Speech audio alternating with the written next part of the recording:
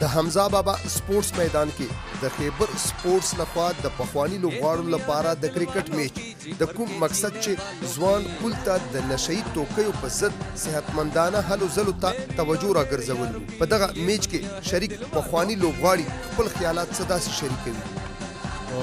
سپورټ سره وابسته کوم مشران چې هغه ډېر لرې شوي وو که نه،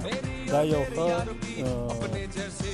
قدم و چې اوچت یې کړی د خیبر سپورټس کمیټۍ چې دا مشران یې راجمع کړه او یو میچ یې له ورکړ او دونه بعد دغه نورو نوجوانانو ته هم ډېره فایده ورسي. موږ به ګورو چې یارې دلته زموږ سره مشران یو پروګرام یو میچ یې را جوړ کړو چې مطلب هغه کې داسې خلک موږ سره یو ځای شو چې موږ کم از کم 12 13 سال 15 سال 20 سال بعد سره میلاو شو. نو په های سکول او په ګلاب رنګ او په تتره باندې موږ ډېر وخت کرکټ کړی ده. څومره افریدي چې میچ کې چې شامل دي او مطلب شینواري د خیبر سپورټس کلب صدر معراج الدین شینواري وایي چې موږ به په هره سیالۍ کې د پخواني لوبغاړو لپاره داسې قسمه سرګرمۍ تابع کوو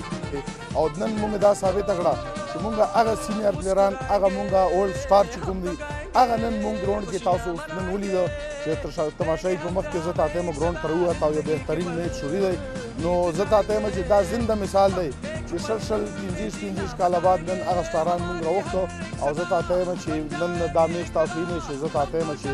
تماشایي په منځ کې دا میچ دوی ګوري او موږ زه تاته یم چې دینا لطف اندوز شو. نو دا موږ لپاره لکه علاقې لپاره مې ښه خبرې په دا کې هیڅ شک نشته چې لنډي کوتل خاوره د سپورټس په حوالې سره انتهایي زیاته زرخیزه خو اوس خیبر سپورټس کلب هغه زړو ملګرو تم دغه موقع په لاس ورکړه چې د ځوانانو لوبغاړو سره ولوبي. د کیمرامین هجرت علي افریدي سره خلیل جبران خیبر.